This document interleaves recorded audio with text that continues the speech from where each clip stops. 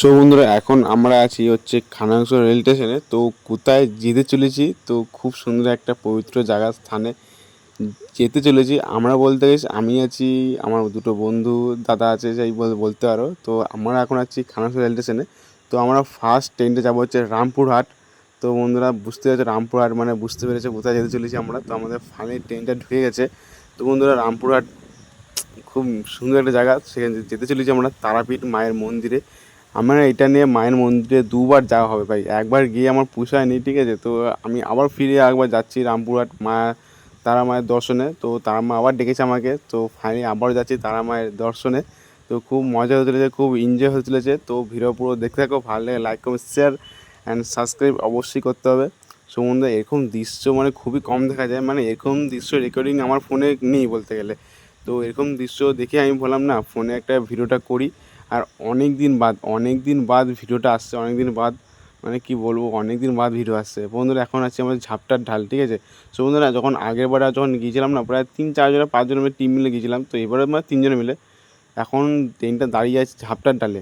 ভাই মারাত্মক লেভেলে ট্রেনটা লেট করছে ভাই, মারাত্মক লেভেলে। মিনিমাম 2 থেকে না 1 ঘন্টা মিনিমাম হবে, আধা ঘন্টা 1 ঘন্টা ট্রেনে দাঁড়িয়ে আছে। সো বন্ধুরা, রামপুরহাট থেকে ছেড়ে দিয়েছে। তো ছেড়ে দিয়ে এখন কোথায় জানো, এখন হচ্ছে যে আমরা তারাপীঠ, ঠিক আছে। তারাপীঠ ঢাল যেটা বলে না, তারাপীঠ ঢালের পরে হচ্ছে ঝাপটার ঢাল, সরি তারাপীঠ রোডের পরে হচ্ছে নই, তারপরে রামপুরহাট, সরি হ্যাঁ তারাপীঠ পর রামপুরহাট। বন্ধুরা, আমরা নেমে গেছি রামপুরহাট জংশনে। তো এখান থেকে দেখছি প্রচুর পরিমাণে লোক, মোটামুটি প্রচুর পরিমাণে লোক আছে। তো লিফটে করে বেরিয়ে আমরা চলে আসলাম স্টেশনের বাইরে। তো এইখান থেকে তোমরা অটোটা পেয়ে যাবে। অটো মিনিমাম ভাড়া নিচ্ছে 40 টাকা, ভাই 40 টাকা ভাড়া নিচ্ছে। আমরা প্রথম যখন এসেছিলাম তখনও 40 টাকাই ভাড়া ছিল, আর এখনও 40 টাকাই ভাড়া আছে ভাই। এই গেটটা ভাই, গেটটা খুবই সুন্দর ভাই, খুবই সুন্দর গেটটা। আমরা যখন প্রথমবার যখন আমি এসেছিলাম না, তখন গেটটা সাদা ছিল, তখন ছিল মনিয়া অবস্থা। তো তখন গেটটা আর এখন খুবই সুন্দর লাগছে দেখো। মানে গেটটা তো একই রঙটা করেছিল, গেটটা তখন সুন্দর লাগছিলো, ভালো, এখনও রঙটা আছে। ফাইনালি আজ আমার মা তারার মন্দিরের সামনে প্রবেশ করব, মানে এন্ট্রি করে নিয়েছি, এটা গেটের সামনে দিয়ে এন্ট্রি করে নিয়েছি। সমুদ্রে আমার ফাইনালি আমার রুমে চলে এসেছি। রুমটা ভাড়া নিচ্ছে মাত্র 300 টাকা ভাই। 300 টাকা মিনিমাম রুমটা ভাড়া নিয়েছে, মিনিমাম বলতে 300 টাকা রুমটা ভাড়া নিয়েছে ভাই। স্নান করে পুরো ফ্রেশ রেডি হয়ে গেছি, এখন যে মায়ের কাছে মন্দিরে পুজো দিতে। আর আমার যে দুজনে যে বন্ধু ছিল তারাও কাছে রেডি হয়ে গেছে, সমুদ্রে আমরা বেরিয়ে গেছি মায়ের মন্দিরে পুজো দেওয়ার উদ্দেশ্যে। এখন একটা মানে যেখান থেকে হোটেল ভাড়া নিচ্ছি না, তো উনি ঠিক করে দেয় একটা দোকান, সেই দোকান থেকে আমরা মায়ের জন্য ফুলের প্রসাদ ডালা নেবো, ঠিক আছে। সেই ডালা বলে যে এখানে ডালা নেবো এখান থেকে মায়ের জন্য পুজোর জন্য।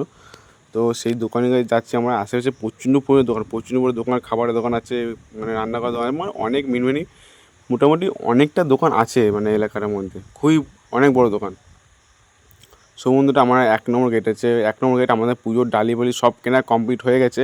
আর একটা আমাদের বাউন মানে পুরোহিত মশাই যেটা বলে পুরোহিত ধরা হয়েছে, সে মন্ত্র পড়িয়ে ওখানে মানে মন্ত্র পড়াবে, ঠিক আছে, পুজো দেওয়া করাবে এখানে। সমুদ্র আমরা সেই রাস্তা দিকেই যাচ্ছি, মানে মারাত্মক লেভেলের ভিড়, মারাত্মক লেভেলের।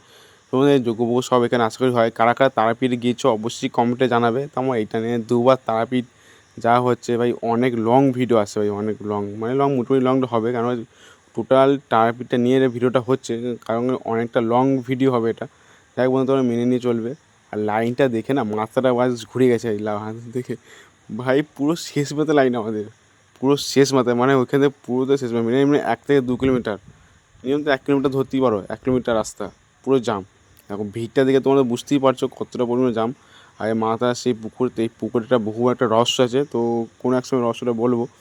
দেখো আমাকে লাইন মানে যেখানে দাঁড়িয়েছিলাম সেখানটাকেই লাইন আছে প্রচুর মানে লোক, মানে ধারণা বাড়ি এত পরিমাণে লোক এসেছে। আজকে সোমবার ছিল, সোমবার আমার লাইন দিয়েছিলাম হচ্ছে 12টা 12:30 দিক করে, হ্যাঁ 12:30 দিক করে।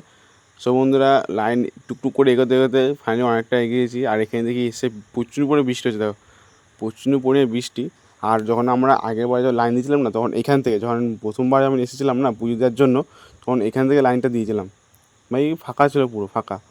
এখন ভাই 2 ঘন্টা তো লাইন দিয়ে আছি, 4 ঘন্টা 5 ঘন্টা লাইন দাঁড়িয়ে দিয়েছি। সমুদ্র এখানে মা তারা ভোগ খাওয়ানো হচ্ছে, ঠিক আছে, ফ্রিতে যেটা খাওয়া না ভোগ, সে আমাদের কপালে নেই, মায়ের প্রসাদ আমাদের কপালে নেই।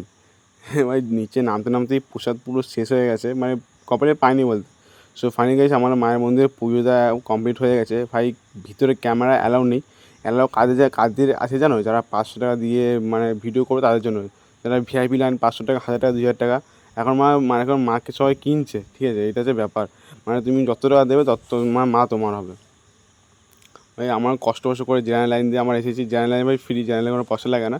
আর যারা 500 টাকা দিয়ে আসছে না তাদের জন্য মোবাইল ফ্রি, টাকা পয়সা, মানি ব্যাগ, মানে যা যা সামথিং লাগে না সব তুমি ভিতরে ঢোকাতে পারবে। আর জেনারেলে তোমরা কিছুই ঢোকাতে পারবে না ভাই, একটা ফোন ক্যামেরা অ্যালাউ নেই। সো বন্ধু আমার পুজো দেওয়া কমপ্লিট হয়ে গেছে। তো এখন আমরা চলে যাচ্ছিলাম হোটেলের দিক করে, ওই যেখানে প্রসাদ সব ডালি ফ্রি সব রাখা হবে, তো সেখানে রেখে তো আবার মানে মুখ হাত পা ধুয়ে চলে যাবো খেতে। ভাই সকাল সেই 12টার সময় লাইন দাঁড়িয়েছি, এখন বাজে 3:30। ভাই পুজোটা কমপ্লিট হলো। আর যদি আমার 500 টাকা লাইনে দাঁড়াতাম না, মিনিমাম 5 থেকে 10 মিনিট মধ্যে লাইন পুরো কমপ্লিট হয়ে যেত। সো বন্ধু রাতও হয়ে গেছে, তো আমরা এখানে ভাবলাম যে রুটি মাংস মানে এতে যা মানে একটু মজা করার জন্য, ঠিক আছে। এখানে রুটি এখানে এই মাংস দোকান, রুটি দোকান অ্যাভেলেবেল ভাই, অ্যাভেলেবেল।